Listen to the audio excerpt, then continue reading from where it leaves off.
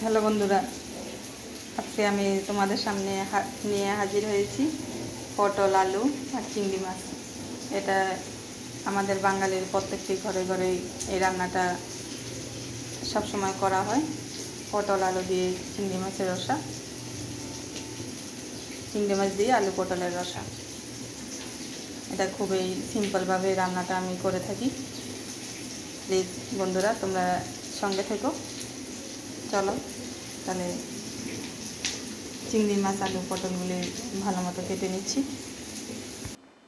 তো বন্ধুরা, পটল, আলু, চিংড়ি মাছের দিয়ে রসা বানানোর জন্য আমার পটলগুলি কাটা হয়ে গেছে, আলুটাও কাটা হয়ে গেছে। চিংড়ি মাছটা এখন আমি বেছে পারিনি। আমি আলু পটল ভাজতে ভাজতে চিংড়ি মাছটাকে বেছে নেব। এবারে আমি নুন হলুদ মাখিয়ে নেব আলু পটলের মধ্যে।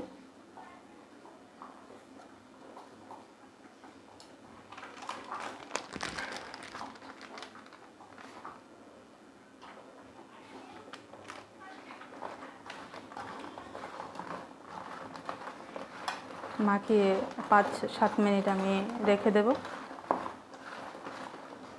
একইভাবে আমি আলুটাকেও মেখে নিচ্ছি। তো বন্ধুরা, কড়াইতে আমার তেল গরম হয়ে গেছে। প্রথমে আমি পটলটাকে ভেজে নেব।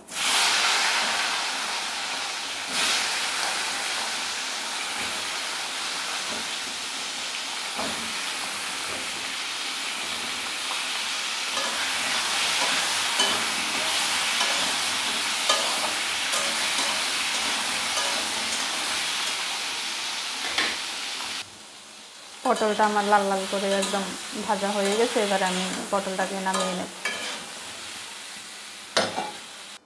এদিকে আমার চিংড়ি মাছটাও বাছা হয়ে গেছে।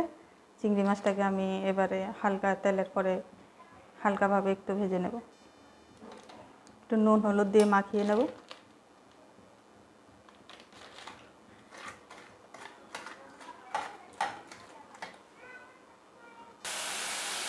আমি দিয়ে দেব সাদা জিরে, একটা শুকনো লঙ্কাকে ফাটিয়ে দিলাম, আর দেবো তেজপাতা। তারপর আমি আলুগুলোকে একটু লাল লাল করে ভেজে নেব।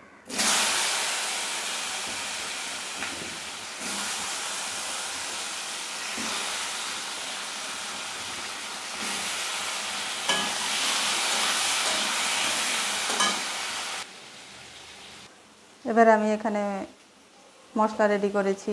কাঁচা লঙ্কা বাটা, আদা বাটা, লঙ্কার গুঁড়ো, জিরে গুঁড়ো আর হলুদ গুঁড়ো। এই মশলাটাকে আমি এখন জল দিয়ে মিক্স করে নিচ্ছি।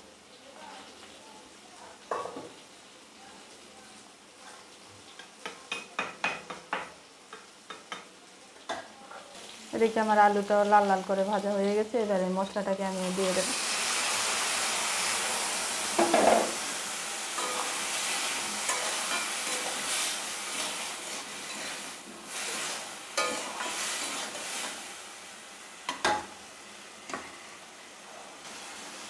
এবারে আমি ভাজা পটলটাও দিয়ে দিচ্ছি, চিংড়ি মাছটাকেও দিয়ে দিলাম।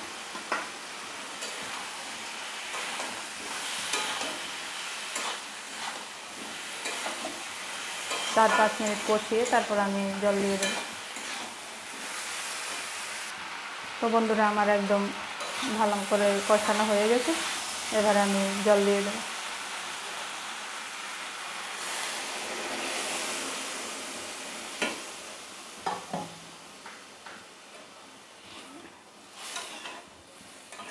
বাঙালির প্রত্যেকটা ঘরে এই রান্নাটা সচরাচর হয়ে থাকে।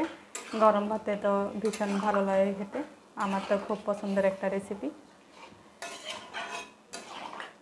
সবাই এভাবে ট্রাই করে দেখো। এবারে আমি 4-5 মিনিটের জন্য একটু ঢাকা দেব। তো বন্ধুরা, তরকারিটা প্রায় আমার অনেকটাই রেডি। এবারে লাস্ট ফিনিশিংয়ে আমি দিয়ে দেব 1 চামচ গরম মশলার গুঁড়ো, দিয়ে দেব টেস্টটাকে ব্যালেন্স করার জন্য চিনি, আর দিয়ে দেব 1 চামচ ঘি।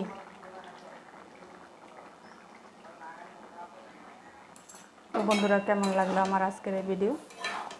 ভালো লাগলে লাইক, কমেন্ট, শেয়ার করে পাশে থেকো। আমার ছোট্ট চ্যানেলটাকে সাবস্ক্রাইব করার অনুরোধ রইল।